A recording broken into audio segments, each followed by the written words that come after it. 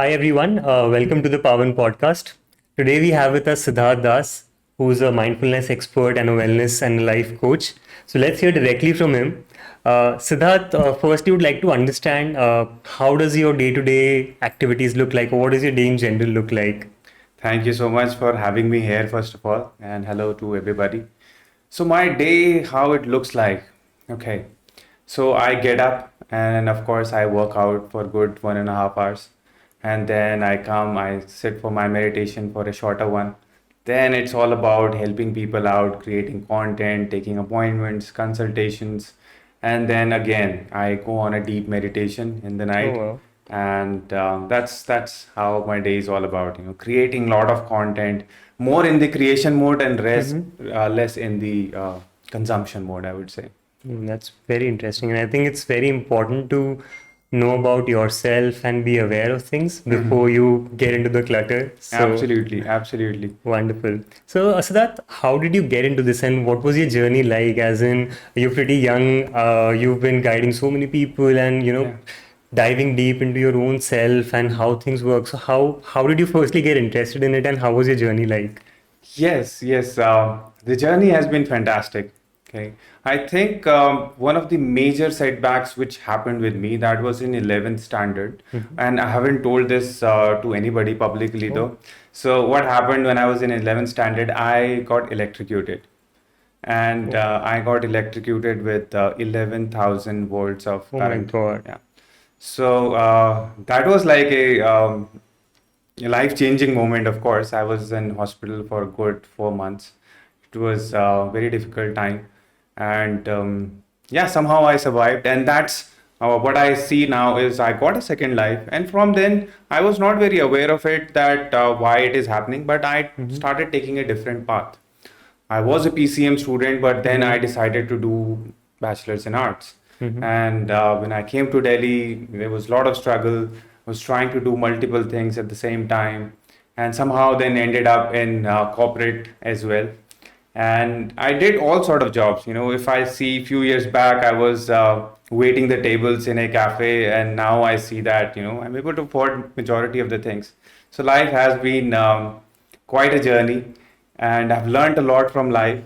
And what I see that during my corporate career, I was stuck in a place Mm-hmm. where things were very dark. I was an overthinker. I had social anxiety. I had self-doubt. My relationships were all messed up. My relationships with my parents were all messed up.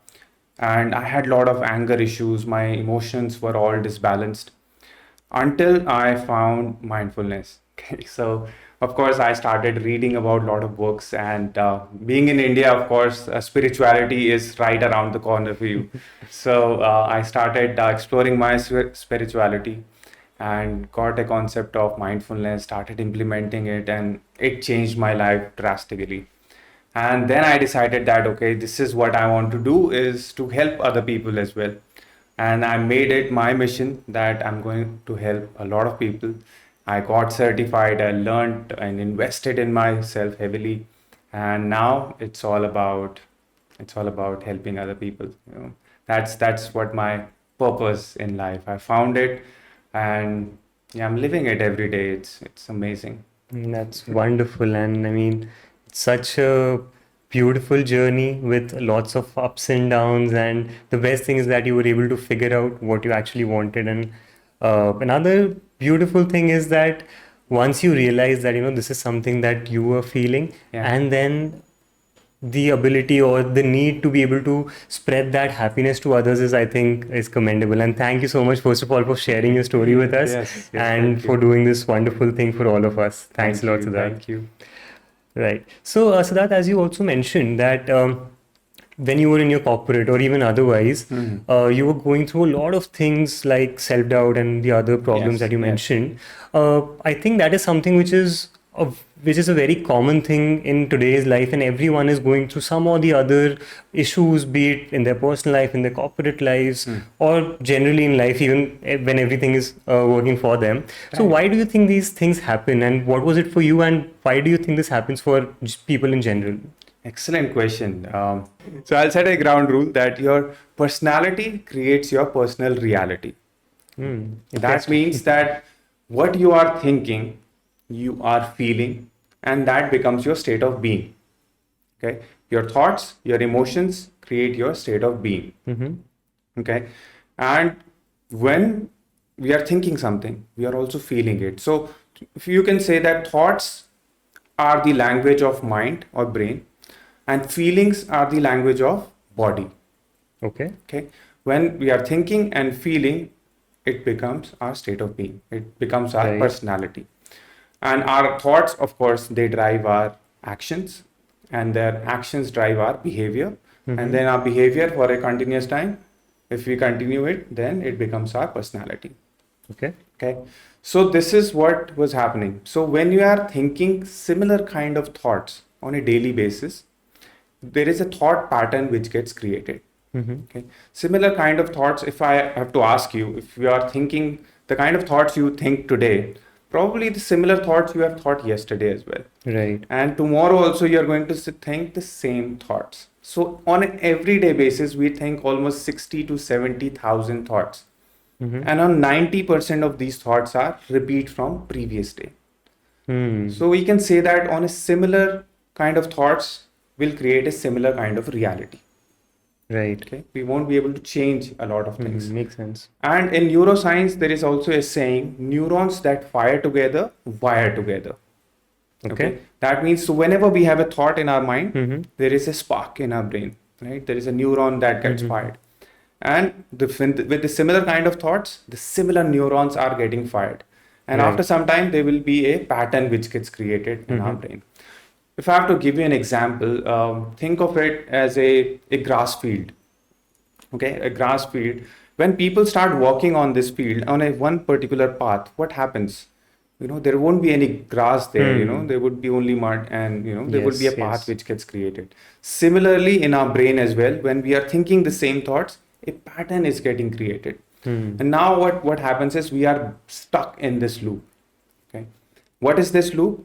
Whenever we have one thought, that thought has the power to invoke some emotions, and these emotions will trigger or create more thoughts.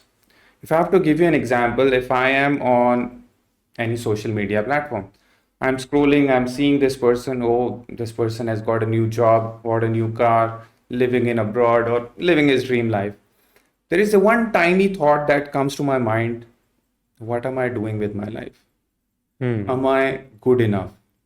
The moment I start paying attention to this thought will expand its web, right? Right. Then it will trigger some of the feelings like shame, that what are you doing with your life? These kind of thoughts will also get created. Feelings of anger, that why didn't you do it, when you Mm-hmm. had the chance. Feeling of regret, this is something which I should have done before. Or feeling of blame, that because of these circumstances I was not able to live this. And these feelings are also creating multiple thoughts about the past, thoughts about the future, thoughts about the comparison. And these thoughts are again invoking some emotions. Hmm. We are stuck in this loop of thinking and feeling and thinking and feeling and thinking and feeling. Right. This exactly is what overthinking is. Got it. Okay, this is what people do when they are overthinking. Hmm. So back then I was in the same kind of loop of doubting myself. Am I living my full potential? Am I living my life? Is this what I was supposed to do? Although I was in a pretty good place, I was doing well in a company, and I had social anxiety though. And when I had to reach office, since I was into L&D, there were like 30 people who were waiting for me to train them. So Yeah. that was very difficult. But yeah, this is what was happening at the Mm-hmm. back of my mind. That this is what really happens. Now, to be able to change this pattern, we have to intercept. Okay, this pattern of thinking and feeling and thinking and feeling, there has to be something which we intercept. And nowadays, what happens is, how do we intercept? Majorly is distraction. Mm-hmm. We distract ourselves. We start playing something on our laptop. We start watching unlimited amount of content. We start consuming it just to distract ourselves from that feeling. But what happens? Distractions are temporary. Temporary. They are True. temporary. The moment you stop it, it will come back even Mm-hmm. stronger. And so mindfulness is the way to intercept it. And probably I'll be Right. telling you more about it in the as we progress. Definitely. But this is how what happens in our brain Yeah. when we are stuck in this endless loop of thinking and Understood. feeling. So I think one interesting thing that you mentioned is that, so for example, I'm just scrolling through my social media, and that is where I encounter that trigger, Right. right? And for some, it might be just like you mentioned, overthinking, and that obviously leads to a lot of emotions like low self-esteem, low self-confidence, or feeling of not being enough for yourself. Right. What are the other triggers that you think we have around us in our surroundings that trigger either these problems or these disorders for some and unrest for the others? So, what do you think these other triggers are? Triggers could be anything, majorly the triggers are inside. Of course, the external environment can trigger some things, but majorly just a tiny thought in your mind can Oh. trigger multiple things. And where this thought comes from your subconscious, right? So does that mean कि अगर मैं अपना thought control नहीं कर रहा, that will eventually might explode and lead to some or the other problem that I'm facing in my life or challenge that Yeah. be it social interaction or be it personal issues that I have. Yes, yes. See, control is the word I personally do not like. So हमें कुछ control नहीं करना है ना? Okay. Thought को भी control नहीं करेंगे, हम उसको बांधेंगे नहीं, उसको एक walls में नहीं रखेंगे. वो already walls में है अभी, Right. है ना? Negative walls में फंसा हुआ है अभी. तो हम उसको हम free छोड़ेंगे. और triggers का कैसा है ना कि triggers हम छुपा नहीं सकते, है ना? आप right. एक ट्रिगर छुपा लोगे, दूसरा ट्रिगर छुपा लोगे, but there are so many triggers, it's like a spaceship only. इतने Yeah. सारे बटन्स हैं कि आप उनको छुपा नहीं सकते. बिल्कुल. राइट. तो प्रॉब्लम यही है कि हम ट्रिगर, एक ट्रिगर है, अच्छा ये ट्रिगर है, हम इसको देखेंगे ही नहीं उस तरह, लेकिन अभी बहुत सारे और हैं, Yeah. थाउजेंड्स और मिलियंस ऑफ ट्रिगर्स. तो माइंडफुलनेस में हम यही सीखते हैं कि वो ट्रिगर्स ही हट जाए, कैसे हटाएं? है ना? क्योंकि कोई बटन वो दबाए भी हमारा तो हमें does not फर्क ही affect नहीं you. पड़े. So that would be our goal Very कि वहाँ interesting. पहुँचना है हमने. Also, another thing which I notice in myself and a lot of people around me is also that given the world is so competitive right now, and of course, competition can be in various domains. It can Right. be in work, it can be in relationships, it can be in your family status, it can be in the wealth that you have, corporates and whatnot. सब Be it travel, कुछ भी कर रहे हो आप, है ना? हर किसी को compete करना है कि that person has been there, मैं भी वहाँ पे जाके आऊँ, उसने ये चीज़ खरीद ली, I also have that. So one way of looking at it is to say that it's a good thing to have that expectation, because if you do not set a particular goal, you'll definitely not be able to reach there. But there are sometimes expectations which become unrealistic, that maybe I'm not able to achieve that, or it is not even meant for me rather. Right. So how do you differentiate between these thoughts and say which do I choose and which is relevant for me, or what is the way for me to think about something when I come across it? Yeah, excellent. I think you have portrayed that question beautifully. So, where should we start from? Okay, so we want to set up goals, of course. We want to set up goals, and there are various methods to set up goals. What I would say that to not have a tunneled vision of goal. Okay. So when we are setting a goal, I have a tunneled vision that I'm only seeing that goal. And what happens, and the problem with that tunnel vision is I am missing out the entire beauty of life, which is right now. Okay. Of course, I Yeah. want to reach my goals. I want to be there. I want to achieve some things. I want to have a decent life. But I will have a decent life until I reach that goal. If I have this kind of mindset that I cannot be happy until I reach that goal, I cannot be successful until I reach that goal. I am successful right now. I am happy right now. I have everything I need right now. So if with that mindset, if I continue, I will be able to not only set up the goals for myself, the realistic ones, and also get that sense of achievement from now and then if I set up some step goals for me. But the idea is to that whatever I am aiming for, that I will be happy after I reach this goal. That should not be the mindset. I am happy right now. I will reach that goal. Of course, I'll be there. I am alive right now. Who knows that whether I reach that goal or not, or whether I'll be alive by that time or not? You never know about life. So I am the life right now. So why not I live it? No, totally makes sense. And I loved your analogy about that tunnel vision, Yeah. given that you're completely ignoring everything else. And you're very right that, we have so many things to enjoy around us, Right. so many achievements. I mean, just, reaching this particular age, being able to breathe is such a huge achievement. A lot of people do not get that. And we've seen that during COVID, that just gasping for breath has become, so common across. So yeah, I think we should be grateful for every Yeah. moment that's On that note, I have a quick question for you. Okay, so what is that last achievement which you thought that it is going to make you really happy? Can you remember any such achievement or a goal which you had for yourself that once I reach this goal, I'm going to be really happy? Yeah, I think to be honest, there are lots of goals that I keep setting personally for myself. These could be short goals, maybe Yeah. say completing a particular video or a lesson or completing a book, and these could be life goals as well. Absolutely. So, for example, the project that we're working on, we feel that it's a pretty long one. We have 6 months, 8 months time to finish it, and we believe that it's a very difficult problem to solve. So that is something that I've said for myself that this is a challenging thing. This is something that I'm really passionate about, and I really want to solve for people, and that's my goal. That once I reach there, I'll probably have that feeling of excitement or a feeling of contentment. So yeah, Right. Right. that's there. So, if you have to talk about your last achievement, Mm-hmm. you thought that it is going to make you really happy. Mm-hmm. But how often do you think about that? No, that's a very good question because, yeah, you're right that once you achieve it, you rarely, Yeah. get back to that thought. Absolutely. It's like you take that achievement for granted after some time. Right. Right? Because why, if you go back to psychology, there is a concept called impact bias. Okay. Okay. So, what is impact bias? That we over expect that this achievement is going to give us a lot of happiness. We are expecting very high. And what happens is, of course, once we achieve it, the happiness is very temporary. True. Okay. And then we see the next goal. And that's why that happens, because of hedonic adaptation. So another term is hedonic Okay. adaptations, that we adapt to situations pretty quickly, be it happiness, be it a breakup, heartbreak, anything.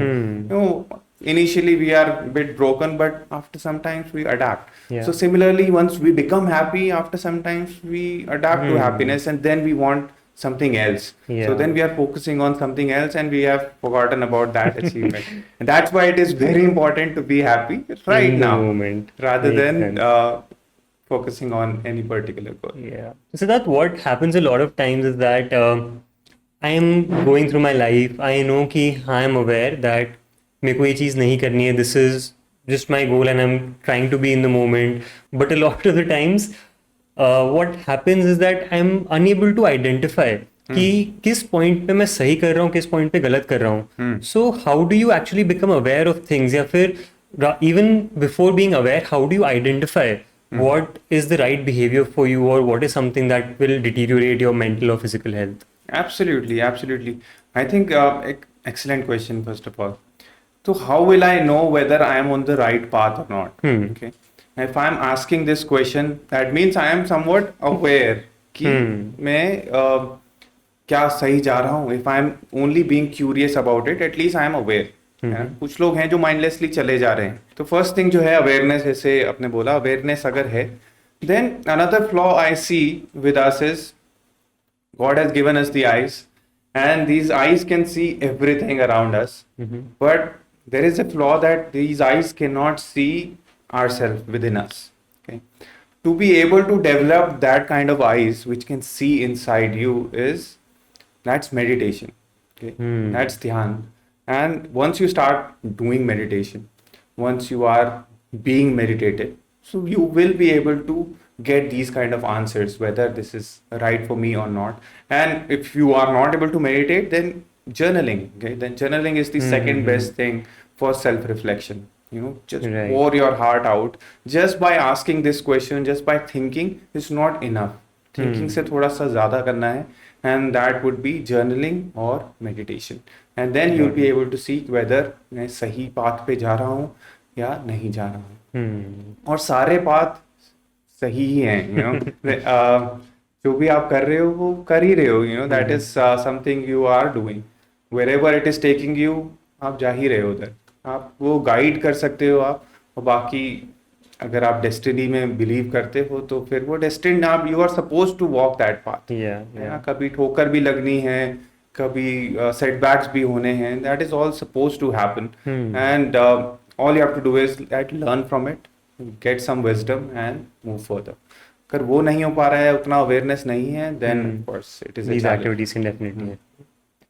ठीक है. और one interesting thing that you mentioned is that the belief in destiny, right?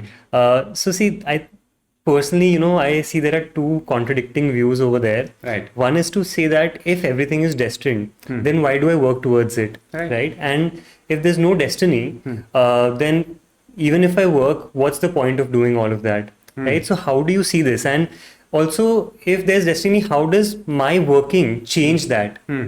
So how do you look at that? Personally, if I have to see, of course, I feel that there is destiny, and that you are able to see that, you are able to get this awareness that yes, there is destiny if you are able to see your own life. Okay. Now I see that every tiny thing I have learned in my life, everything had a meaning. If you look back, every experience you have gone through, every heartbreak you have gone through had a meaning.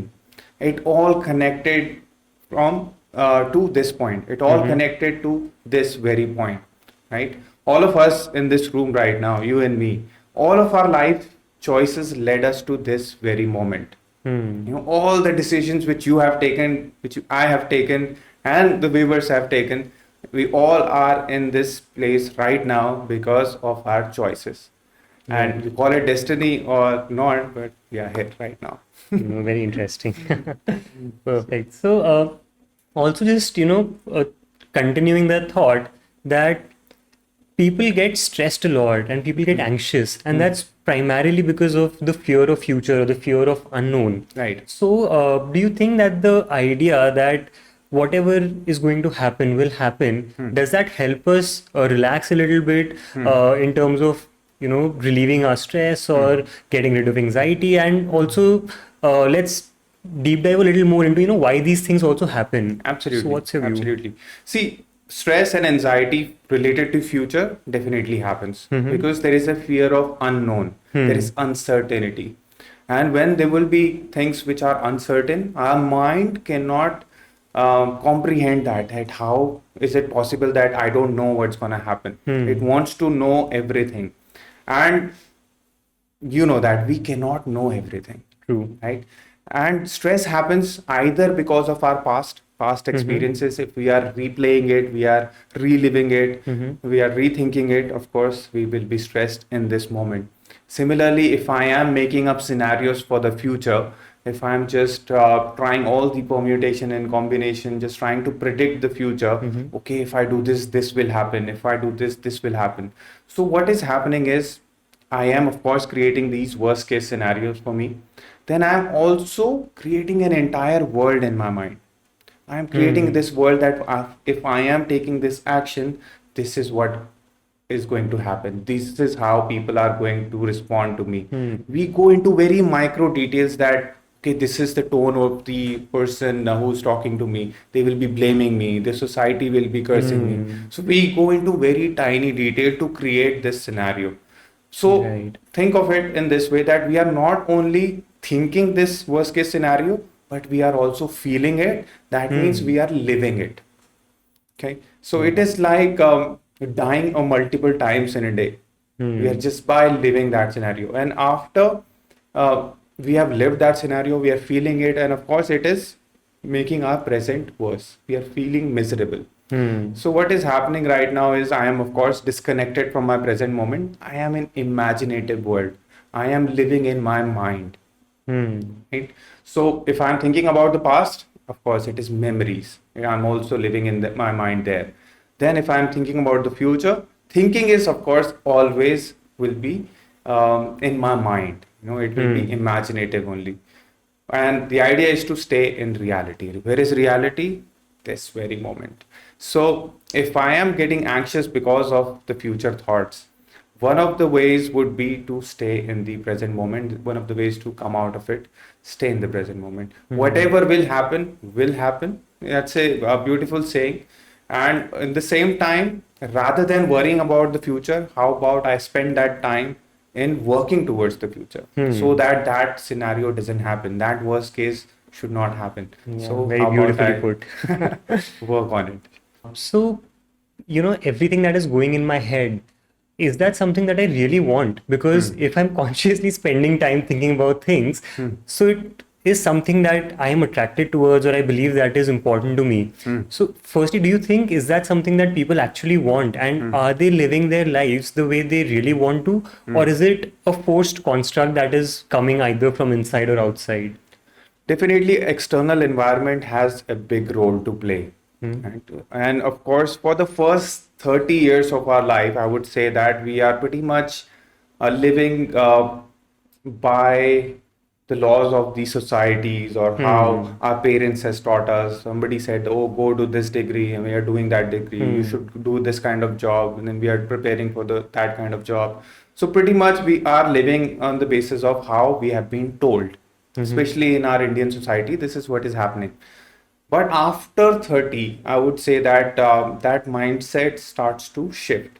By that time, we have spent enough time on us, on building our career. But after 30, things starts to change. That's when people start questioning that, hey, am I doing what I'm supposed to do? And again, going back, how will you know the answer of this question? By digging deeper. Rather than going outside asking other people that, hey, am I doing the right thing? Am I on the right career? Is this will make me successful? And people do all sort of things these days, going to career counselor or astrologer or whatnot, all external. Rather than spending that time externally, if you dive in, that is going to give you the answer whether you are on the right path or not. And I strongly feel that people are not living how they were supposed to live, what they have thought they should be living. And we'll dig deeper into it shortly.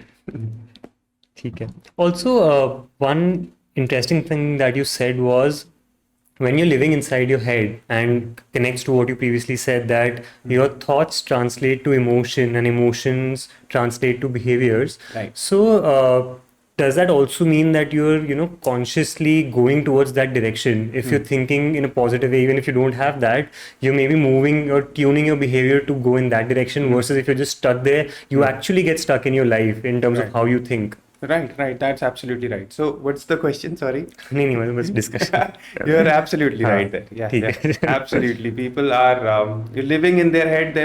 Then that's when we are stuck in that endless loop. So we are thinking the same thoughts on a daily basis, and the thoughts are about self-doubt. That these thoughts are about guilt. These thoughts are about shame, anger. All the negative emotions are connected to these thoughts. And of course, that's when we are not able to move up or get up off our couch and start doing something. Right? We are just imagining things again. Okay, what's the point of even starting? Other people have already done it. I should just quit. This inner critique which we have inside us, this voice inside our head. Of course, that is something which is stopping us from going out and start doing things. So, what is the root of this voice? Because is that myself who's not confident that I cannot do this and because others are better than me? Yes. Or is it something else that is causing this? And is there a way to break out of this? Absolutely. There is a way to break out of this. That is, of course, mindfulness. We'll discuss it later. But inner critique is something which we develop over the years. Okay? So, say for example, when our brain is developing, okay, in the initial 12 years of our life, the kind of things which are forced on us, it goes to our subconscious mind directly. That's when you have seen that children, they kind of live in a lucid state. They are in an imaginative world. They're just playing within themselves because their majority of their subconscious mind is in play. They are just learning at that time. So if something is forced, then that boys should not cry. Right? Your brother is better than you. They score better marks than you. And these kind of things, when it is forced, fed into us, and of course, it makes belief. Right? Once these beliefs are set, then we start living our lives based on these beliefs. Somebody who has been told that you are not pretty good in maths and you'll never be good in maths. You know, sometimes teachers also say it. Then throughout this person's life, they will Yeah. always think that I'm not good in maths. Even if it is basic addition, they will still use the calculator because they don't want to try even. So these beliefs are the reasons why we are restricting us, and that's why we call it limiting beliefs. They limit us, they restrict us from living our full potential. Got it. And our full potential is limitless, right? We are the soul, we call it in spirituality, right? And if you talk about the same soul which I have within me, you have also within you, and everybody has the same source of energy within themselves, right? So the source is same, you have the same power, I have the same power, so it is up to us to use it Right. rightly, right? And that's what I'll take this example that how this one existence come into the picture. So I'll talk about Swami Vivekananda's lecture back in 1893 in Chicago. So he talked about free soul. Okay, what is Free this? soul. Free soul. Okay. So he gives an example that कि सन है एक, है ना, सन है और यहाँ पे बहुत सारे घड़े रखे हैं, घड़े वेसल्स, सब में पानी भरा हुआ है, राइट? तो सन का जो रिफ्लेक्शन पड़ रहा है इन घड़ों में, सो क्या हो, हर घड़े में सन दिखता है, हर घड़े में सन है.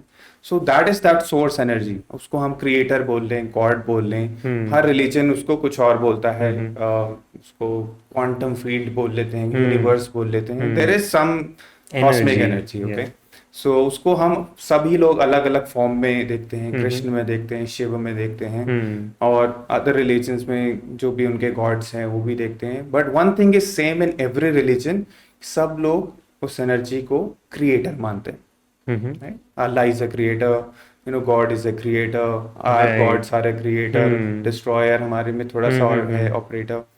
देन हम लोग का सेम रिफ्लेक्शन हम सारे घड़ों में दिख रहा है. घड़े कौन है? हम हैं वो, राइट? हम सब वो घड़े हैं. तो वो सेम पावर जो वहां है, सोर्स, वो सब हमारे अंदर है, राइट? तो सेम ही एनर्जी है. That is what one existence is all about, right? And lives after lives वो चलता रहता है cycle, and eventually we become a part of that source. Great way to look at this. So सबके अंदर वो power है, लेकिन हमारे माइंड की वजह से, हमारे थॉट्स की वजह से, बिलीव्स की वजह से वी आर लिमिटिंग आवरसेल्फ. अब कोई आपको, संकल्प, कोई आपको ऐसा आके नहीं बोल रहा है कि तुम्हें ऐसा नहीं करना चाहिए, तुम ऐसा क्यों कर रहे हो, वो लोग तुमसे अच्छा है. Nobody is doing it.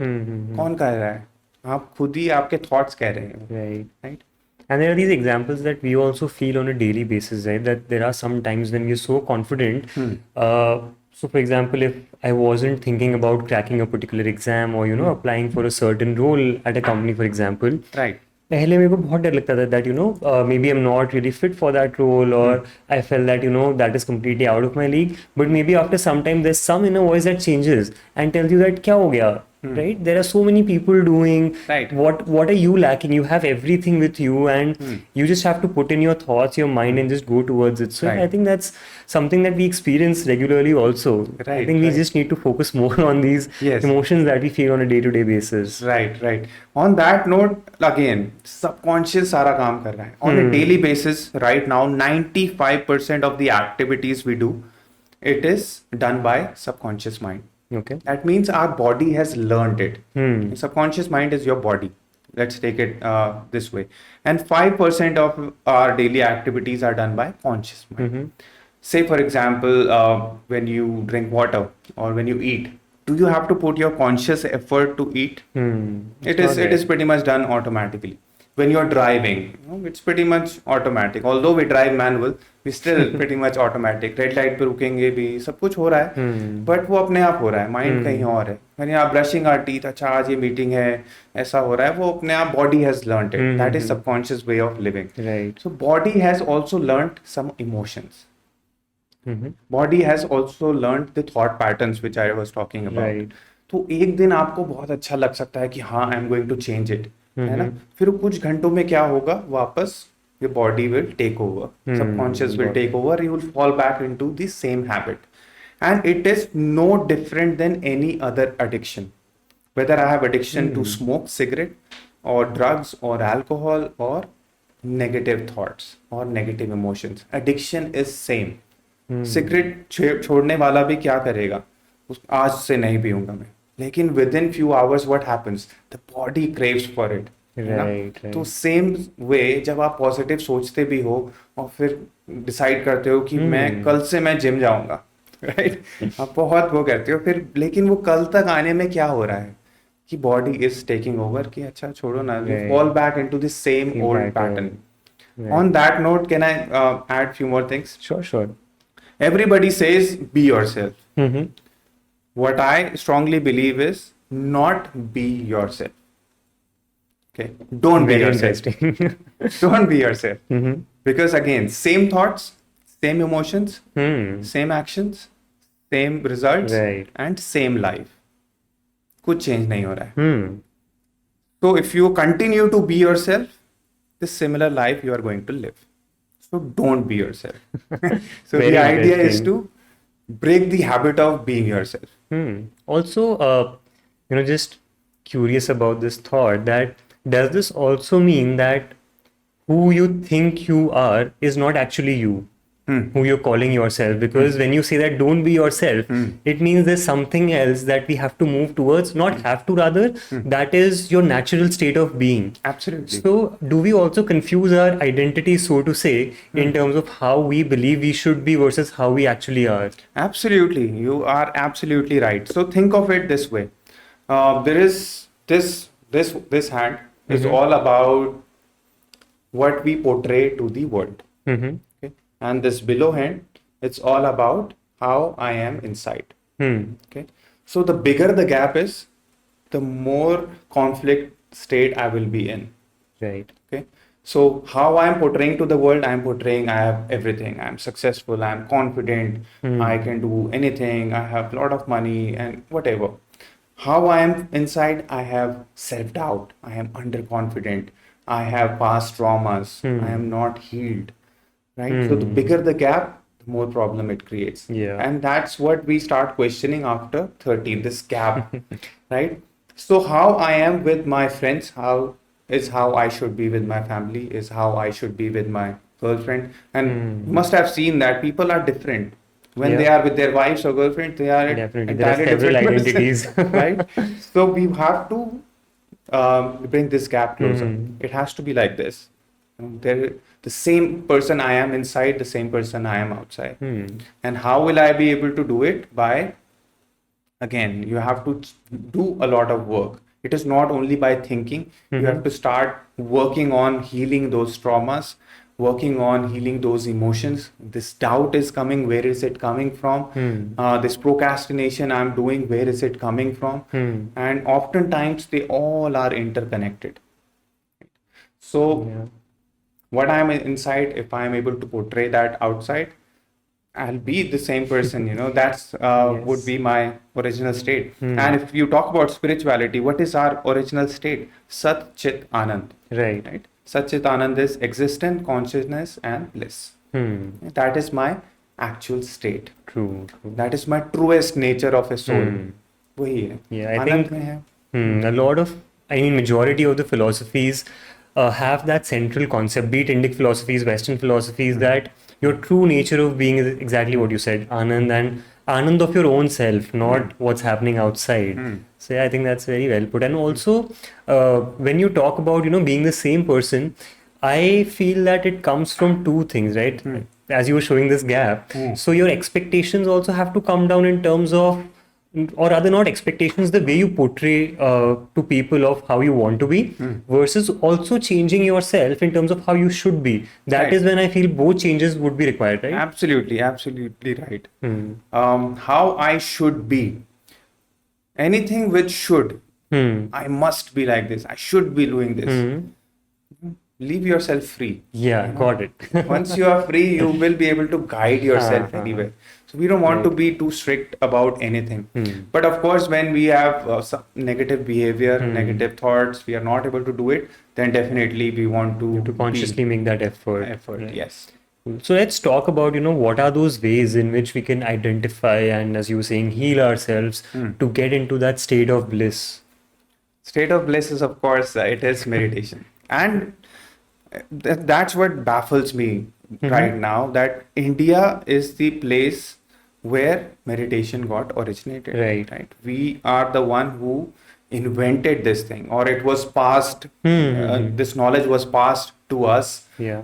by God in form of Upanishads, Vedas, right? Everything talk about meditation, dhyan. Mm-hmm. That's how they got that knowledge. Yeah.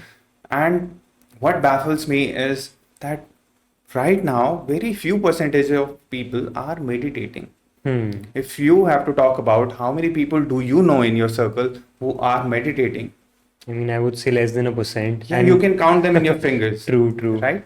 And that's what I'm liking about Western society now, that they are pretty much into it Hmm. and they are appreciating this knowledge. Hmm. And East used to be the place where people used to come and get this kind of Yeah. knowledge. Yeah. Now, the Western is the place, Western people are practicing Hmm. mindfulness, so called mindfulness, which is a term which was given by them only. They are practicing it. So, of course, this knowledge was always there Hmm. in our ancient scriptures. Hmm. If you talk about Upanishads are the oldest written scripts, Right. right? Then comes our Vedas, Mm-hmm. right? And then comes Buddhism, Mm-hmm. right? Buddhism left everything, but they kept what? The essence, Meditation. right. Yeah, they kept the meditation and they left everything. So they just Hmm. picked that part. And Correct. from Buddhism, these Western society, they have picked Hmm. mindfulness. Yeah. And that's how it is spreading, which is good. Hmm. But I feel that India is the place which gave birth to meditation. I think Hmm. more and more people should practice this. That's how they'll be able to Yeah. dig deeper. And that's what I love about Paavan, that we are trying to bring that knowledge True. to the modern world in the modern terms, Yeah. so that we can keep this thing alive and help a lot of people. Definitely. And this is also, what intrigues me or to some level disappoints me is that something which has originated here went there, and now we just, following a particular region to say that, whatever they are doing is cool. And a lot of the times that I see people doing meditation or practicing yoga is because it's become cool. It's become hip, and others are doing, people in Western countries are doing, that's why I want to do it. Rather than right. saying that, this has true value, or this is something that actually changes my life. And Absolutely. we have a much, much deeper science here. Absolutely. Yeah, I mean, that is what is a little confusing for me also at times. But anyways, I'm glad that, it's coming back, and we're putting a conscious effort to make sure that Yeah. we get the right knowledge, the most credible form of information and practice to everyone, so that people can obviously lead happy lives. Yeah, that's what I said, that Paavan is a great initiative to bring that knowledge here, and kudos to you and your team to start this initiative. I think more and more people needs to know this. Thank you. So, Siddharth, what exactly is mindfulness? In one sentence, if I have to tell you, mindfulness is the art of staying in the present Mm-hmm. without any judgments. Okay. Okay? That I am living this present moment as it is. Mm-hmm. Now, if you have to talk about present moment is the absolute reality. Okay. This very moment when I'm talking to you, this is real. Hmm. This is as real as it can get. But when I am thinking, I am either in the past, either in the future, but never in the present. Hmm. So if I have to ask you, can you think about this very second? Mm-hmm. Can you do that?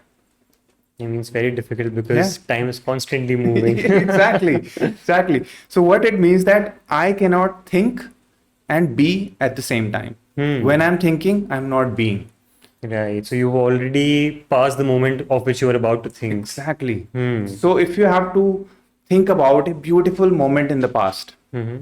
if I ask you this question, think about a beautiful moment in the past. Can you imagine that moment? Yes. So if I ask you, what were you doing in that moment? Were you sitting somewhere and thinking, or were you living that moment? Right. It's difficult to remember actually. Yeah, Yeah. Because obviously my attention might have been somewhere else, or I might not have actually been living to be able to remember that. exactly, exactly. Hmm. But all the beautiful moments we create in our life, Hmm. we create it because we are living that. Hmm. If I have to ask you what was that beautiful moment, it could be you were dancing with your friends, or you were on a trip, or you were Hmm. having a good time, or you were sitting writing, or whatever. It could be a beautiful moment, but it can never be I was thinking. Thinking will never become a beautiful moment. Correct. Right? So the idea of mindfulness is to be, to live in the Hmm. present reality without any judgments. So I Okay. am just letting it happen right now. Hmm. That would be Got it. mindfulness, to live in the absolute reality, not in my memory, not in my imagination, but in the reality. So can you just explain that by an example? So for example, you're sitting here, we're talking. So Right? what do you mean when you say that being in the moment and living? Can you just explain that in a little more detail? Because what happens a lot of times is people say be Hmm. in the moment, stay in the present, but Right. how do you do that? No one knows about it. So Right. just a quick example if you can, Yeah. share with us. That was the example I gave you, that when I want to think, I cannot be. Hmm. Right? If I am thinking, then I'm not being, then I'm disconnected. Say for example, if you go in a cafe, there is a person who is sitting and thinking. Can you make out whether this person is somewhere else? Of By their course. eyes, they will Yeah. be looking that side, but Right. they won't be there. Hmm. Right? They might be staring at somebody, but they won't even know that I am staring at somebody, Right. because Right. they are lost in their thoughts. Hmm. Lost in their thoughts. Right? Got it. So what it means, that your body is sitting here, but your mind is traveling somewhere else. Okay. So mindfulness would be the art of bringing your mind and body together as one Understood. in this moment. Right. So Right? just filter out or, keep away all the thoughts and just see what's happening. Just feel Exactly. what's happening. Absolutely. Got it. Absolutely. From your five senses, you can do Hmm. that. If you Hmm. are able to see, hear, taste, Hmm. smell, or touch, Yeah. of Got it. course, that is absolute reality. Hmm. But when you are thinking, you're making up scenarios, you are getting worried, you're thinking about past regrets, Hmm.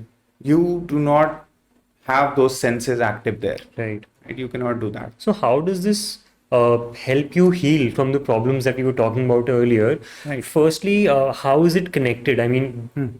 my first question would be that, when you're in the present moment, Hmm. what are the changes that are going on in Hmm. your mental state, in your physical state? Hmm. How is that breaking the pattern that you were talking about, and how does that eventually help you heal from the problems or the challenges that you were facing? Absolutely. Excellent question. So, first of all, past is something which has gone. Hmm. We have no control over it. No matter how many times you replay that conversation, that bad experience, still you cannot change it. Mm-hmm. That is beyond your control. What is in your control? Now. Hmm. Again, for future is not in your control. You cannot go forward. We don't have time machine yet, right? So we can't go in the past, we can't go in the future to change something. What we can change? This very moment. And in this very moment, I have a choice. Every second will have a choice. Whether I spend my time this very moment in delaying things, or I get up and take action. Mm-hmm.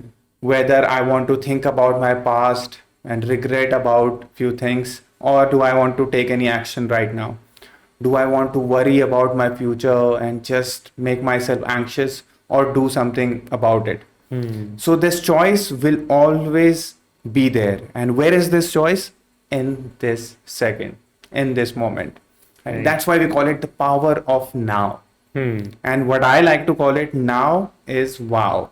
Right? Because this moment is the absolute reality. This moment is there as it is. Mm-hmm. I don't know whether I'll be able to see tomorrow.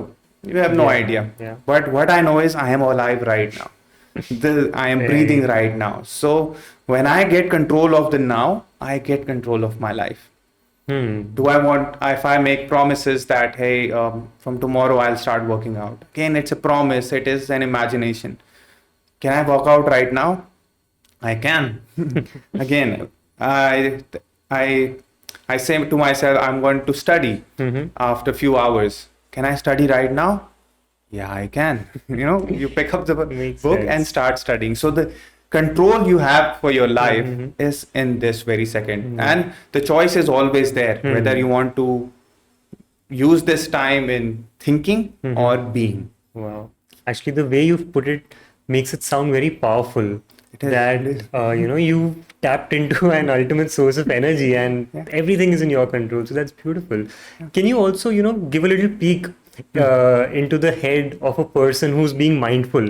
Yes. What are the emotions that are going through when you're actually in the moment compared to when you're not? And how does that affect your state of being? Absolutely. See, emotions can be anything. You may feel sad at Mm-hmm. times, you may feel joy, and mindfulness and emotions. Again, mindfulness and emotions, the relation is pretty non judgmental. Okay. So, if I am feeling sad, I will let myself feel sad. Hmm. Okay. And if I am feeling happy, I let myself feel happy. The problem nowadays is if I am feeling sad, what is my belief inside my head? That feeling sad is not good. I should Hmm. be feeling happy. Right. So immediately I want to move from which state? From sad state to happy state. Mm-hmm. Right? And what do I do to do that? Probably I'll order a pizza, I'll watch some stand-up comedy, I'll start drinking or indulge in Mm-hmm. drugs or other self-sabotaging things. This is what I'm doing to move from one emotion to another emotion. Mm-hmm. Right? And this is a path of resistance. I may be able to do it temporarily, but eventually that emotion will come back stronger. Yeah. And this is what society has taught us. And this Mm-hmm. is what puts us in conflicting state, Mm-hmm. that I want to be happy, but I am sad right now. Mindfulness says, allow yourself to be sad. It is okay. It is an emotion. Yeah. Right? If you think of it this way, a happiest man will be sad someday, and a saddest man will cry someday, or will be happy someday, Very or true.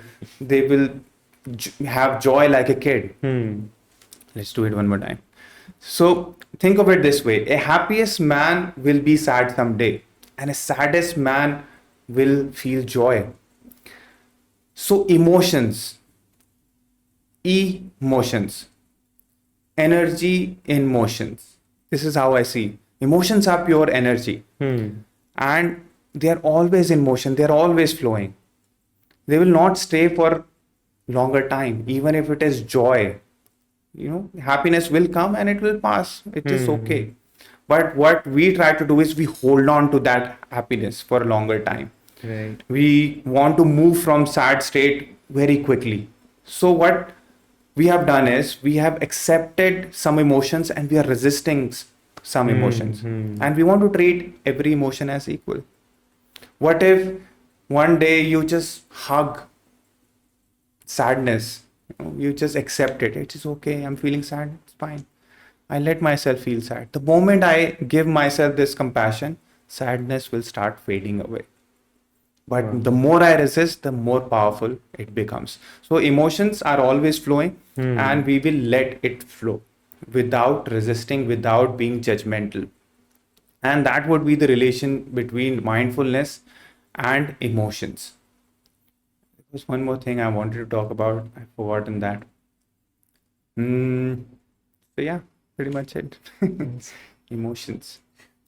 I think, a great insight into, how we actually feel. And just by listening to it, there's a sense of calm because as you talk about it or as you put it in the way of accepting things how they are, Hmm. and once you start doing that without any attachments or without any aversions, Hmm.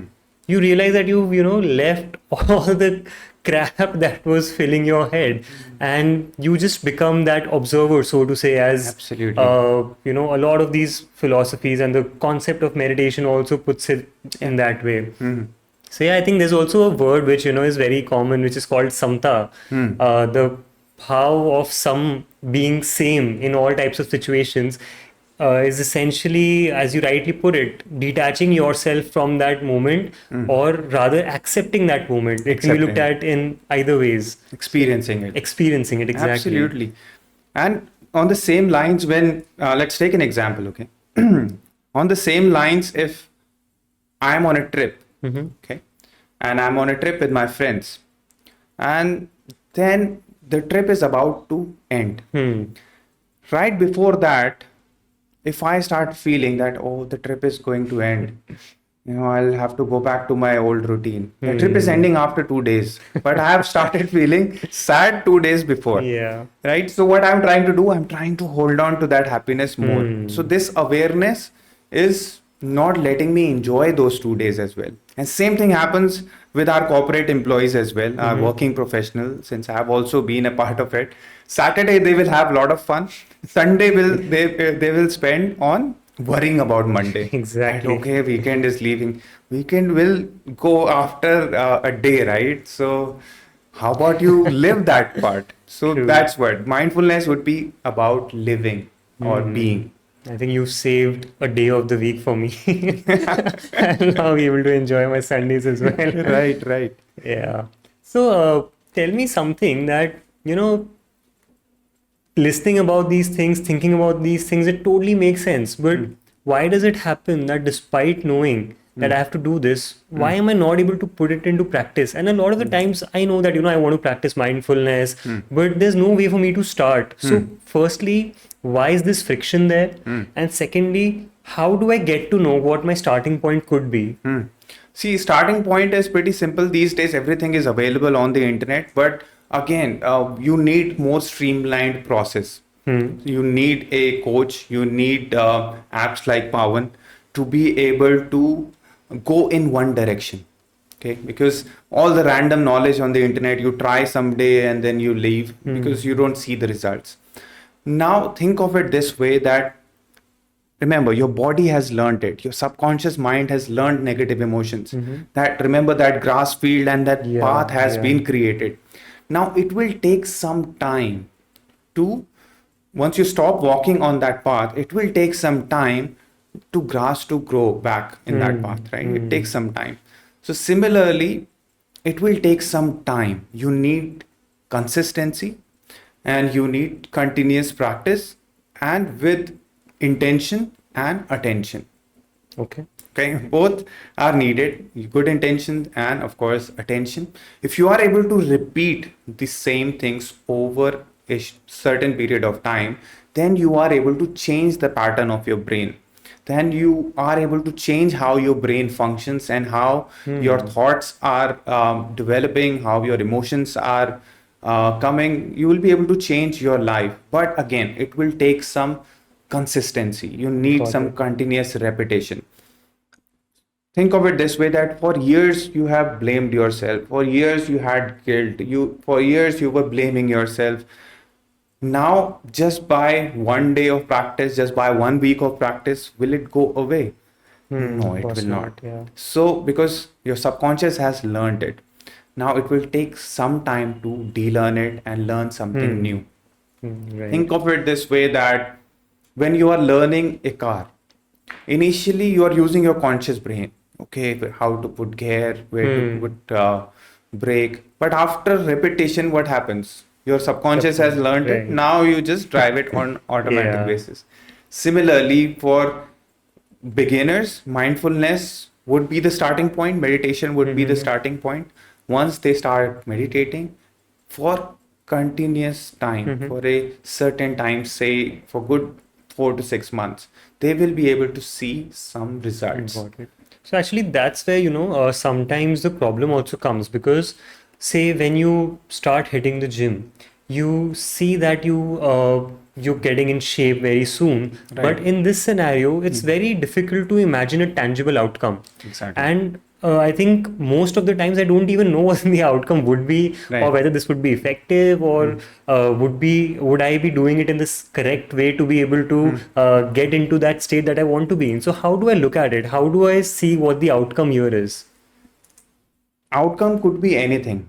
Okay, not necessarily that we will set a goal and I'll meditate to reach that goal. Okay. Remember, If I have certain expectations before entering a meditation, if I have a goal in mind, then I will always look forward to that goal. Then, if I'm looking forward to that goal, I am Mm-hmm. not able to be. Okay. I'm meditating, but I'm thinking about the end goal. Okay, this is going to make me Mm-hmm. calmer. Am I feeling calm? No, I'm not feeling calm till Yeah. now. So, if I have an end goal in mind, then of course I will not be able to meditate Mm-hmm. properly. But to be able to see tangible results, that you will be able to see. But first, you need to know what are those tangible results. Do Yeah. I want to be more confident? Do I Mm-hmm. want to let go of my past? Do I want to stop worrying about the future, start Hmm. enjoying the present moment more?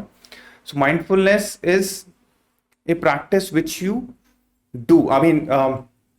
Think of it this way: meditation is something which you're doing for 1 hour max or Mm-hmm. 2 hours, whatever time. But what you are doing for the rest of the day also matters. Hmm. So, mindfulness is not a noun, I would say, it is a verb. Right. It is not something you can do. It is not a verb, right? A verb is something of the You can doing. do. Okay, let's go back. So mindfulness is not a verb. Mindfulness cannot be done. You cannot do mindfulness, Hmm. but you can be mindful. Be mindful. It is an art of being. Hmm. So how you are being mindful for the entire day, that also matters. Right. And for that, you will have to intercept. The moment I have a negative thought in my mind, say for example, I start comparing my life with somebody else, I intercept then and there. Hey, my life is my own. I don't want to spend my time in thinking about that. I rather live in the moment. Yeah. And I start doing that, and consistently, if I'm able to do it, I will be able to see those results, Hmm. that I'm not comparing my life anymore. I am not blaming myself anymore. I have not I am not limiting myself with my beliefs. I am not procrastinating anymore. I am not procrastinating anymore, and more. Hmm. So I will be able to see those results, but for that, I have to be mindful. Yeah. And that means, like you wonderfully said, that taking the seat of the observer. Hmm. I'm always watching, always observing, and correcting myself that, hey, do I want to spend my time there? So when you say that we have to be the observer, Hmm. how does that translate Hmm. into action? So is there a particular thing Hmm. that you have to think, or is there a Hmm. focus area that you have in your body? So how does that work? Right. So we have an attention muscle. Okay. Okay. So we have something which is known as focus. We all know what is Mm-hmm. focus. Think of attention is the intention as well. Okay. Mm-hmm. The intention to focus on any particular thing. That would be attention. Now, attention these days is a currency. Okay. True. Attention is the new currency. Hmm. Everybody is asking for your attention. Everybody is demanding your attention. You see that ads on mobile, that hey, look here, everybody is trying to get your Yeah. attention. Those thumbnails, they're trying to get your attention. Hooks, they are trying to get your attention. Those ads you see on mobile games, that okay, watch this for 10 seconds and then you will get a reward or something. So Mm-hmm. what are they asking you to do? Give your attention to Right. them for 10 seconds and you get a reward, or Yeah. you can play for more. So what is your attention is your new currency. Everybody is demanding your attention externally, of course. Your social media notification is sound, or people, anybody can demand your attention. External attention can be managed if you stay away from everybody. If you lock Hmm. yourself in a room, probably you will be able to say no to all the external demands. But the problem comes with internal attention. Your thoughts, your emotions can demand your attention as well. That hey, look at me.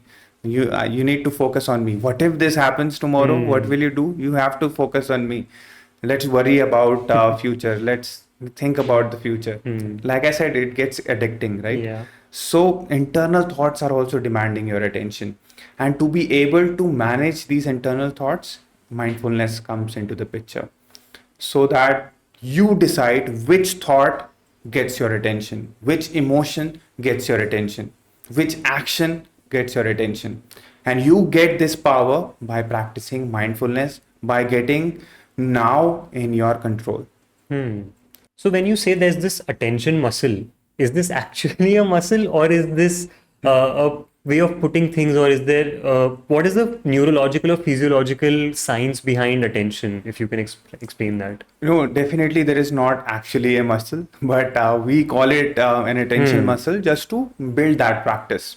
And of course, in your brain, there are various functions in your brain. For example, your frontal cortex or neocortex, we call it, it is all about your knowledge Mm-hmm. or thoughts, right? And then we have a midbrain, we call it limbic brain. Limbic brain is all about your emotions. And what we have learned so far, thoughts are the language of mind, your Hmm. brain, and emotions are the language of your body. Body. So once enough knowledge and enough experience we have got in repetition, it goes to our subconscious mind, which is Hmm. your cerebellum brain. That it becomes your state of being. So my theory is, or my formula is, knowledge plus experience equals to wisdom. So similarly, when we are paying attention, if we start doing it on a repetition, what is happening? I'm gaining new knowledge, and then I'm experiencing the same knowledge on my daily life. Then I'm repeating it on a daily basis. Then it becomes my state of being. I am mindful then Hmm. after repeating it for some time. Got it. So if I start paying attention on good things, on positive things, if I start practicing gratitude, and I start feeling it as well on my daily life, then after some time it will become my state of being. And are there any scientific studies that have actually proven how mindfulness changes your state of being, your state of happiness, and what goes on in your brain? Several studies, and that's what the Western society has done. So this study was done. No, there are several studies. I can't remember any one of them though, but that's what Western society has done.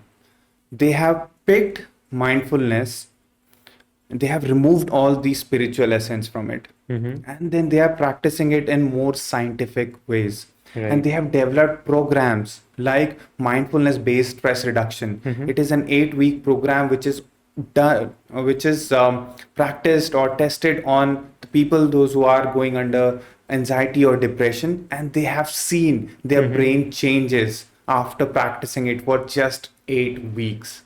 Just Wow. 8 weeks they are able to change the brain. There are brain scans which have been done, and there are several studies based on mindfulness which are used by psychiatrists, psychologists, and mindfulness has become a tool to actually live your life more happily, Mm-hmm. and yeah, I mean more happily. So, an interesting point that you also mentioned was that every person right now, every company, every platform, they're trying to grab your attention. Right.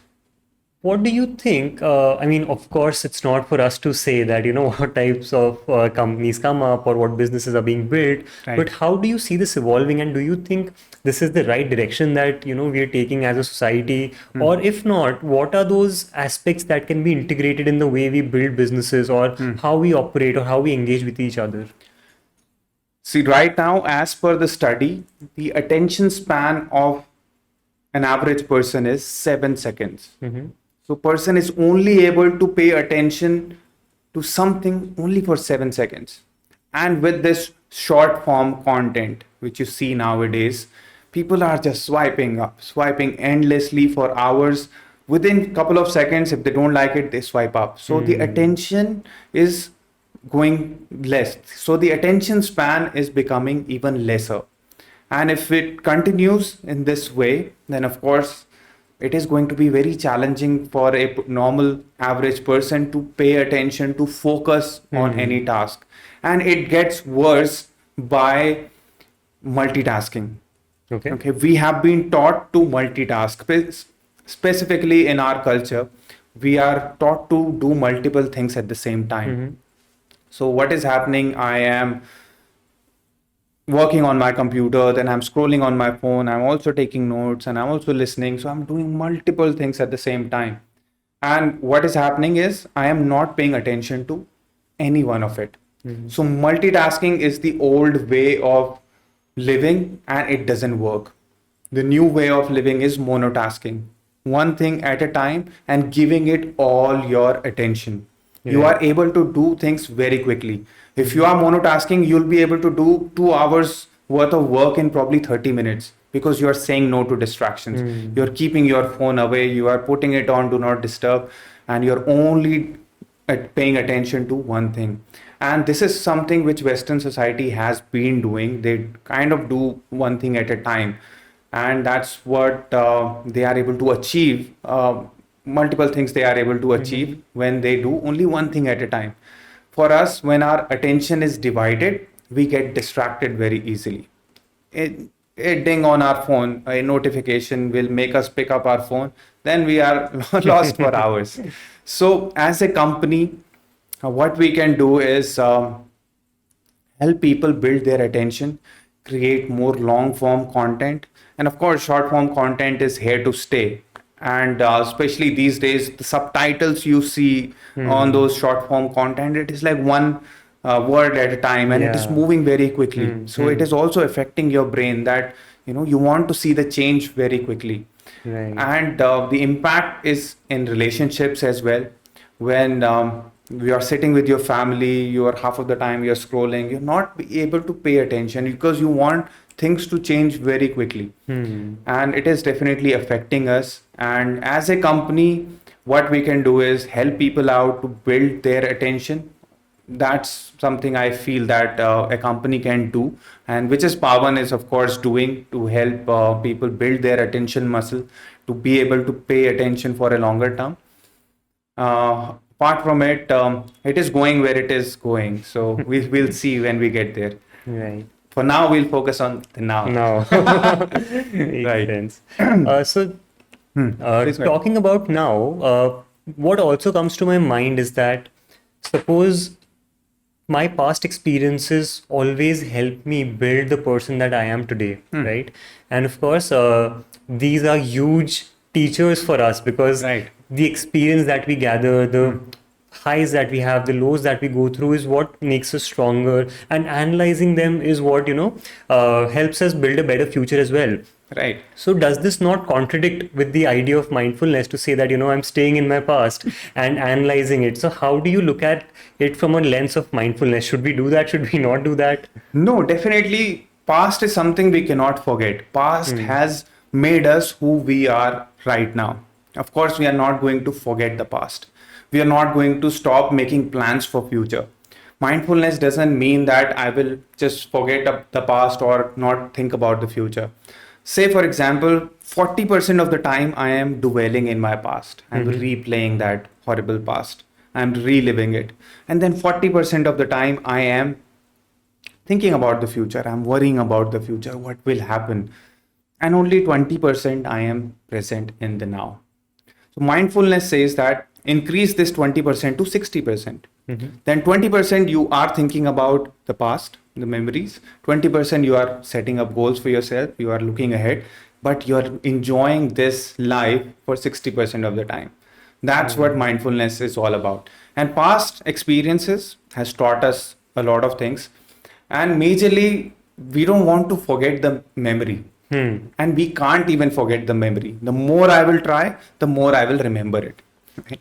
So I cannot forget the memory, but I can make peace with the emotions connected with memory. Okay. So whenever we think about a past bad experience, we feel the emotions. We feel anger, we feel Hmm. guilt, we feel regret. But we don't want to forget that, but we want to make peace with that emotion that it doesn't hurt me in my present. Got Right? it. So past bad experiences could be anything that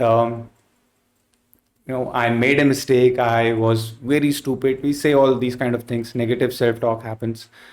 तो fact will remain fact, है ना, कोई छोड़ के चली गई तो वो चली गई है. वो हम चेंज नहीं कर सकते, लेकिन उसी को सोच के अगर हम फिर से हर्ट हो रहे हैं अपने प्रेजेंट में, that is something we want to not do. Got it. And your emotions carry a lot of data. Your emotions are telling you a story. It is up to us whether we are listening to it, whether we are able to extract that data. If we are able to extract that data कि अच्छा अभी sad हो रहा है तो क्यों हो रहा है, मुझे क्या कहना चाह रहा है ये सैडनेस मुझे, क्या मैं अभी प्रोक्रेस्टिनेट कर रहा हूँ, अच्छा क्या है इसके पीछे, क्या है, अच्छा इसके पीछे है कि शायद मैं डाउट करता हूँ अपने आप को. अच्छा डाउट क्यों करता हूँ, क्योंकि शायद बिलीव नहीं है मुझ पे. बिलीव क्यों नहीं है, क्योंकि last time when I believed और मैंने कुछ स्टेप लिया था और मैं मिस्टेक हो गया था, वो सही नहीं गया था. क्यों सही नहीं गया था, क्योंकि कुछ और था. तो वो सब इंटरकनेक्टेड है. जब आप अपने इमोशंस को अलाउ करते हैं, है ना, अलाउ करते हैं रहने का, when you are accepting them, then you are able to extract all of this data. And emotions, like I said, it is pure form of energy. लोग एंगर को भी बहुत बुरा इमोशंस बोलते हैं.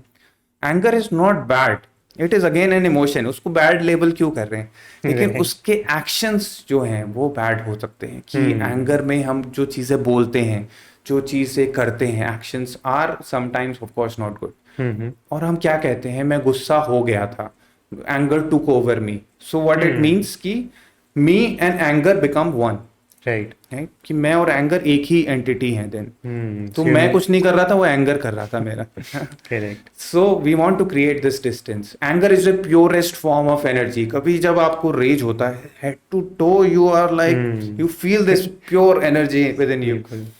अब इसी एनर्जी को अगर हम कहीं रीडायरेक्ट करते हैं, है ना? और एंगर में कई चीजें हम अच्छी भी कर पाते हैं. लोग कई बार Really? रिजाइन करते हैं अपनी जॉब से कि यार बस बहुत हुआ. makes कुछ sense. टॉक्सिक रिलेशनशिप से बाहर आते हैं एंगर से, वो थोड़ा True. चैनलाइज करते हैं उसको some into something productive. So when you sit with anger or when you sit with any emotions, you are able to harness that energy and you are able to use that into something else. Got it. So essentially, what I understood is that when you have these past experiences, firstly, do not attach to the emotion while Exactly. you're analyzing it, and the process of analyzing in itself is that process of mindfulness or that Exactly. being, right? Absolutely. Wonderfully. You know, this is what I also teach, or this is what any mindfulness teacher will tell you. When you are being angry, you just sit and notice what's happening. You ask yourself, you be curious, what is happening? Okay, I'm being angry. Okay, what do I'm feeling right now? I'm feeling like I should hurt this person. And what kind of thoughts I'm getting? All these hurtful thoughts. What am I about to do? I'm about to just throw this glass and break it. So when you are inquiring all of these, you are already being mindful. You are creating a distance between you and anger, and you have, and majority of the time you will be able to just let go.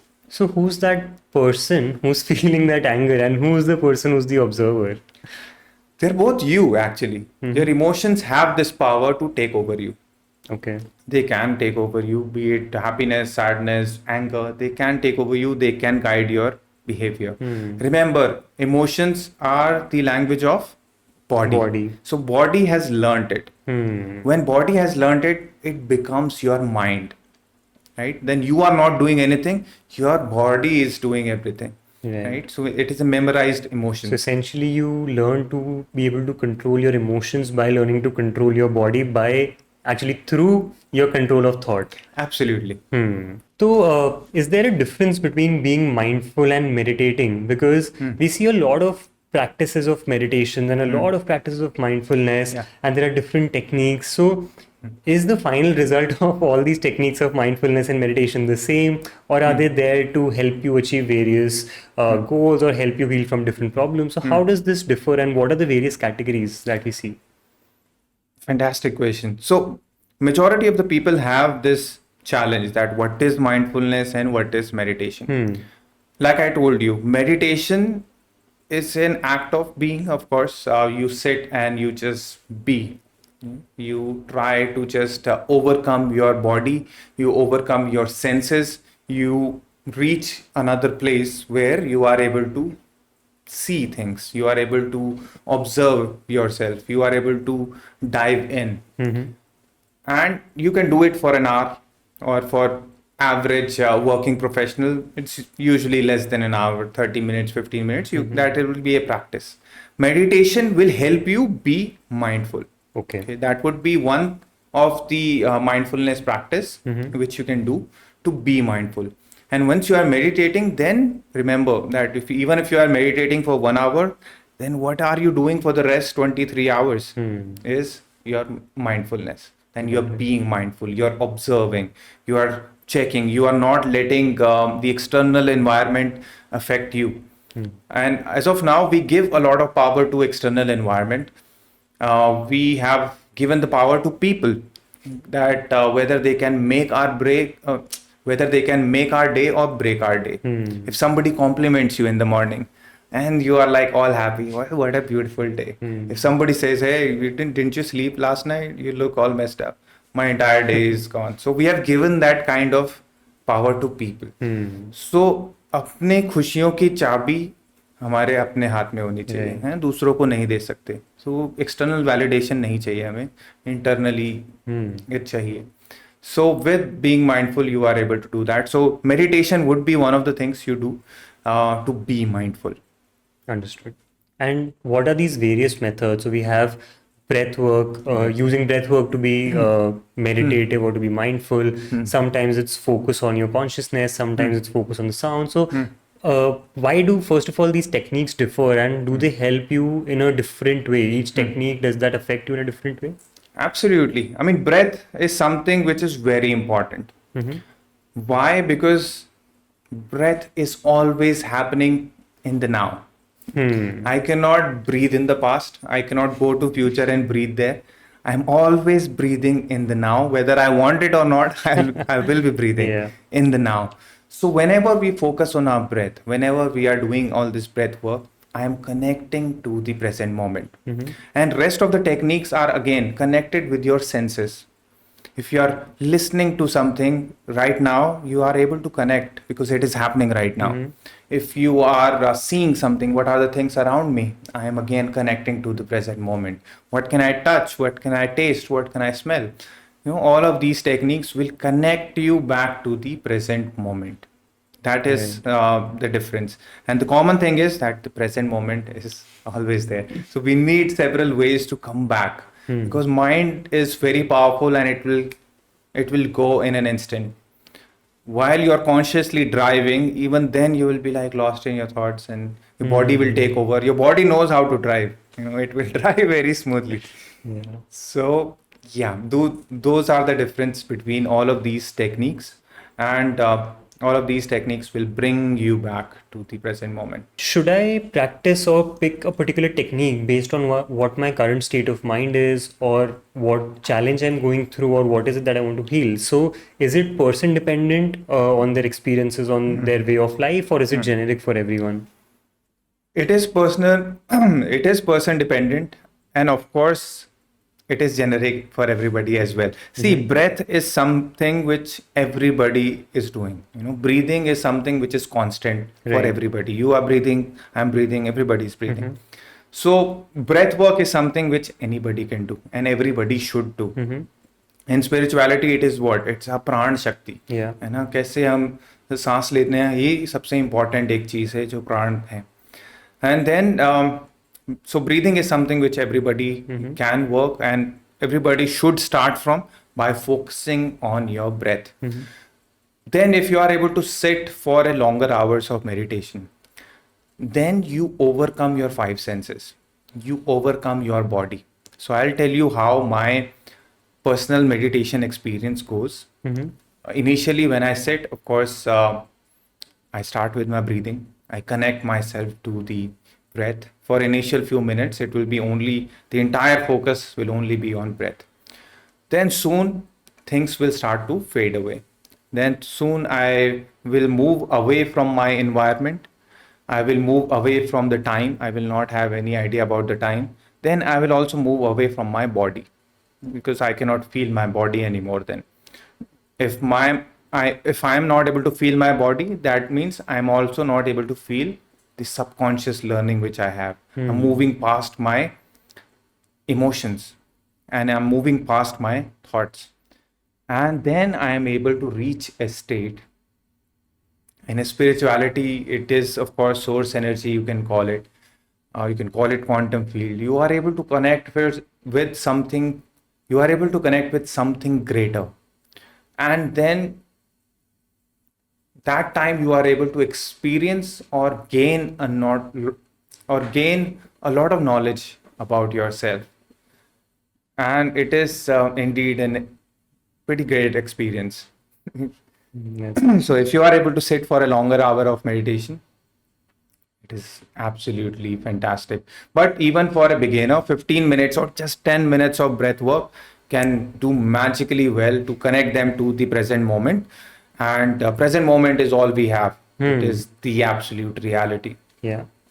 And I think it's very interesting that you mention, or rather explain about your meditative state. What I'm curious is this state of either nothingness or everything, right? Whatever you want to call that, is this universal? Because when we say, and you initially also mentioned that the source energy remains the same for all. Right. So this experience should ideally be the same or maybe of the same nature for all. So is that true or is it different? Everybody has their own experience of meditation. And of course, I will not call myself a master of meditation and or master of mindfulness, because you can never do that, right? And Yeah. there are still people I know who sit for 15 hours of meditation or 18 hours of meditation, and then they are somewhere else. And so everybody will have their own experience of meditation, and it is very difficult to explain it in words. And but it is a state of shunyata. Of course, Yeah. it is a state of zero, and also at the same time, it is a space for so much knowledge, or it is a, you can say it is a divine experience if you Right. meditate. And regardless of any religion, if you are Hmm. able to meditate, and that's what Western society is doing, they don't follow our religion, but they are Hmm. following the best part True. about our True. religion, the dhyan. Yeah. Dhyan is the word which was originated, I think, is the oldest word in the dictionary, and we have invented that. So regardless of anybody's religion, if they are able to meditate, they see Yeah. the difference. They are able to see something magical. And in a neuroscience way, what happens, we have different brain waves. So you have different brain waves. For example, right now, when I am very active, I am in a beta brain waves. I'm Okay. emitting beta brain waves. When I'm stressed, when I am thinking about or worrying about a lot, then again, I'm on high beta. So beta is something which I am in majority of the time, or everybody is in majority of the time. Right below it, there is alpha waves. Alpha waves is all about a bit calmer state, a bit meditative state. Below that, there will be theta state. Theta state is lucid. Okay, Okay. lucid is right when you wake up, a bit lucid. You try to get conscious, and then you become alpha, and then finally you are beta. You wake up. Okay, आज ये meeting है, आज ये काम है. Then it is all beta. फिर वो पूरा टाइम बेटा चलता है, and then right when you are about to sleep, that very lucid moment, you again go back to theta. उससे नीचे क्या रहता है, it is all your, you lose consciousness, वो फिर स्लीप स्टेट है हमारा, right? In that sleep state, then of course I am unconscious, मेरे को कुछ याद नहीं है वहाँ पे क्या हो रहा है. So when I am meditating, I move from high beta to beta to alpha, and then from alpha will have a doorway to going into that lucid state. Got it. And some people, when they sleep during meditation, then they're losing consciousness. Then they are losing the magic which is happening. So you have to stay Yeah. awake at that time, and you are actually able to enter your subconscious and change some programming there, that okay, I don't want to be like this, I want to be like this. You are able to do that when you are meditating. Oh, so that's how it actually reflects in your day-to-day life. Absolutely. And got it. So essentially, it can impact any part of your life, be it your relationship with your parents, your partners, your Absolutely. friends, be it your work life. So everything can be reprogrammed in that state. Absolutely. And a lot of times our limiting beliefs or our past traumas they come to us. We get this realization when we are in that deep meditation Hmm. that, hey, am I limiting myself because of this? Oh, yeah, this is it. And once I open my eyes after meditation, I know exactly that what was the problem. Then I Hmm. start working towards it. Again, actions has to be there. Got it.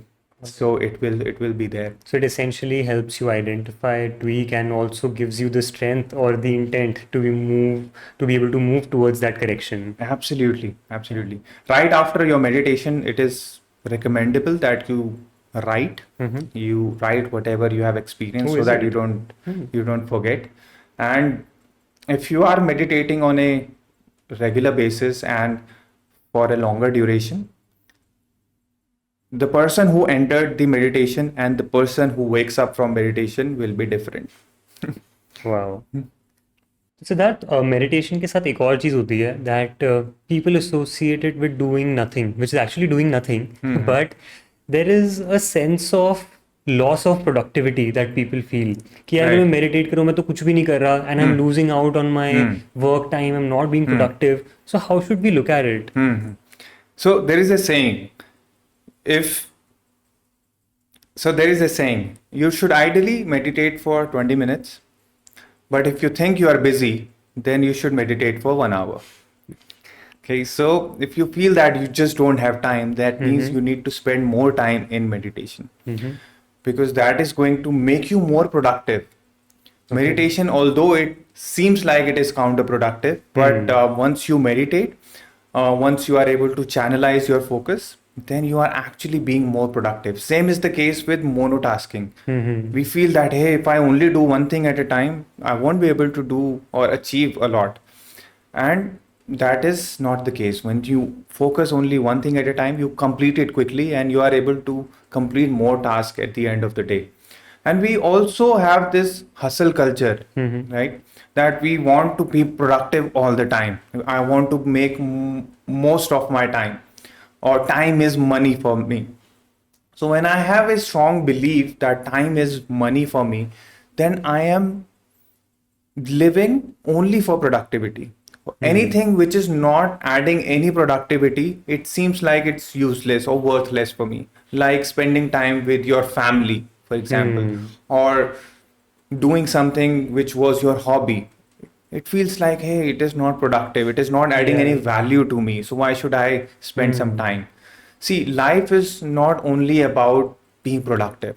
Life is about living, and True. all of these smaller experience make life what it is, like Hmm. spending time with your family or spending time on your hobby, not only about productivity. Correct. So when we are thinking a productive mindset, which we should have when it is time to be productive, we should be. But if I am thinking that time is money, then I will have a harder time in relaxing. Some Hmm. people are just not able to relax even when they are on vacations. Hmm. They can't simply turn off their mind. It is always running. Yeah. They feel like it's useless. I should be making money. Hmm. Where will you take that money? Right? So, True. how about live a little? With meditation, Yeah. although it is an act of non doing, you Mm-hmm. just sit and meditate. But like I said, once you come out of meditation, you carry a lot of information. Hmm. And again, do not go into the meditation with this goal that I will be carrying a lot of information. Just Yeah. meditate. You Hmm. may feel relaxed or you may not feel relaxed. Hmm. You may get some divine knowledge or you may not get some divine knowledge. Whatever it is, it is.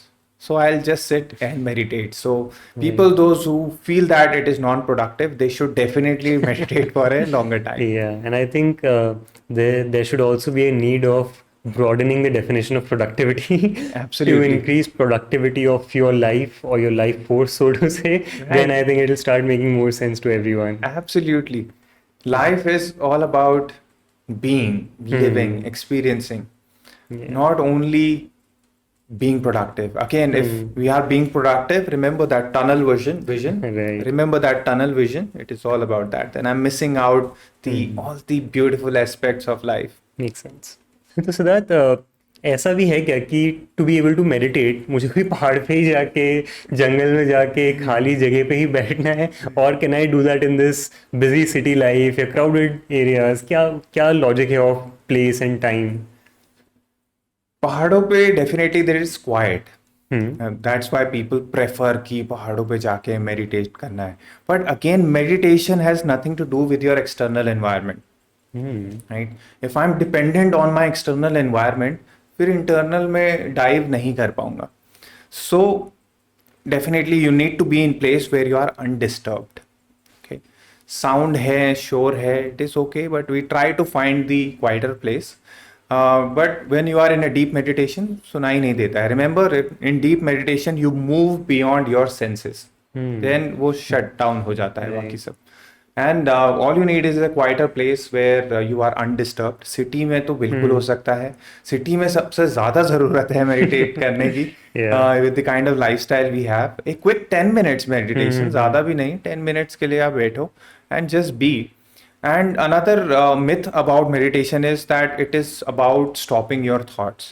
हम्म। कुछ लोग कहते हैं मेरे thoughts ही नहीं रुकते हैं meditation के time पे, तो फिर मैं क्या करूं? फिर उठ जाते हैं, they give up. Meditation is not the way to stop your thoughts. है ना, थॉट्स आएंगे ही. So in mindfulness and meditation we learn कि थॉट्स आर लाइक क्लाउड्स. वो आए और गए, वो आए और गए. You are not holding on to any thought, you let them pass, you detach yourself from thought. जब भी ऐसे थॉट आए और आपको लगे कि मैं बहुत ज़्यादा इंडल्ज हो रहा हूँ, you return yourself back to your breath. Return yourself back to your breath. Return yourself to the present moment. Breath is present moment, right? So your mind will take you away for a million times, and you can always bring it back a million times. That is your superpower. And that's what mindfulness is all about, to knowing that I have this power to stay in the present, to detach myself from these thoughts which are taking me somewhere else, either in my past or in my future. So this superpower of being in the now is meditation and mindfulness. So essentially, I have that power to be attentive, be aware, but my environment is maybe just makes things more conducive for me. Yes, yes. बस उतना ही difference हो जाता है, but Absolutely. Ultimately effort तो मुझे पहाड़ों करना में है. नहीं जाना है. पहाड़ों को अपने दिल में रखें बहुत और सही, बहुत यहाँ सही. यहाँ पे भी हो जाता है meditate. Nice. So Siddharth, do you think some reason for being stressful or being under stress is also a form of fear which resides in me? Absolutely. आपका एंजाइटी क्या है? Anxiety is feeding on your fear, fear of unknown, कि आगे क्या होगा, right? Now let's go deeper in your brain. When I say brain, I'm talking about the physical one, not the mind. Mind is non-physical. So brain में क्या हो रहा है? When I am stressed, my brain is releasing a hormone called cortisol. Cortisol का काम क्या है? To put me in a fight or flight mode. Okay. It is, cortisol is responsible to make sure that I survive. Say for example, say for example, और ये real example है कि before I come to it, but let me give another example. Say for example, there is a warthog, okay, and warthog is being chased. There is a warthog, and warthog is being chased by lions, a group of lions. What will happen? Warthog's brain will release cortisol. It is same for us and the animals. And cortisol will put it in fight or flight mode. Either it will go and start fighting with the lions, or it will run. Cortisol will put all the energy in your muscles. It will stop your immune system. It will stop your growth hormones. It will start pumping your heart faster. It will start pumping blood faster, so you get that energy, and warthog will run away, and probably it will survive. What will happen after a few minutes? Warthog will come back to the original state. It will start gazing or whatever, eating, back to normal. But with humans, what happens? When we are afraid, when we are under a fear, our brain is releasing cortisol. Whenever we are stressed, whenever we are put in a situation, a pressure situation, our brain is releasing cortisol, and it is putting us in fight or flight mode. Our heart is beating faster, our breath is shallow, and I am in a state of anxiety. Mm-hmm. And this is also our the brain function which is responsible for releasing cortisol would be amygdala. Amygdala is the small thing in our brain, an almond shaped thing in our brain, Mm-hmm. which is responsible for it. Now, cortisol's role is to make sure that we survive this attack we are under in. But in our daily situation, we are not under any attack. Probably we are just pressurized by our boss to give a good presentation, to finish a task. But still, our brain doesn't know that. Mm-hmm. During COVID, when we were put in so much of fear by news channels, everything, what was happening? Our brain was releasing cortisol. And cortisol is again channelizing your immune system's energy to your heart, to your muscles, to your breath, to make sure you survive. Our immune system was also becoming not that functional during that fear. And our brain doesn't know whether what kind of threat we are in. Mm-hmm. So we are always in this fight or flight mode where we are always anxious, and because of this, we feel quite stressed. And to be able to relax our own nervous system, we need to take deep breaths. That's what mindfulness is all about. Relaxing yourself. That's when our parasympathetic nervous system it kicks in and it makes sure that hey, there is no threat. Relax. Okay. Okay. So that's when our body starts functioning normally. But when we are under constant stress, cortisol is putting us in a lot of survival skills, but it is also making us weaker. Imagine this hormone was only meant for a short duration, Yeah. short burst of energy you should get so that you survive. But we are under this hormone for days, for weeks, for Yes. months. Imagine what it is doing. So that's why anxiety and fear, it eats you up from inside. So that is what is happening. Now, there are so many platforms, there are so many videos, there are so many people talking about mindfulness, talking about meditation, that it in itself has created that clutter which we're trying to get away from, Absolutely. ironically. But what is that method that I can maybe choose one, or, how do I know that, how do I remove all of this clutter that I have in front of me and give my practice a direction? You're absolutely right. There is indeed a lot of clutter on the internet, on everywhere around us. Sometimes we just do things because others are doing it. We join groups, we join gurus just because other people are doing it. And what I would say that choose one and consistently do it, because the eventually all the gurus, all the things, all the coaches, all the platforms are trying to take you to a centralized place. Now it is up to you which path to take. So I cannot recommend that only one path is going to work for you. Yeah. Some people might prefer the path of science, some people might prefer the path of spirituality, but eventually science and spirituality are the two sides of the same coin. It is the same coin and it will take you to the same direction.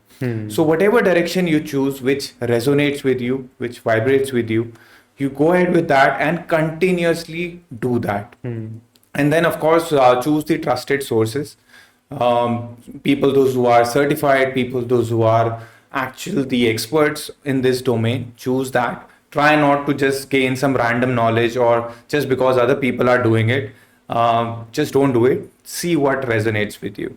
And is it also even necessary to have a guru or have a guide to start meditation, or can I practice that by myself completely on my own?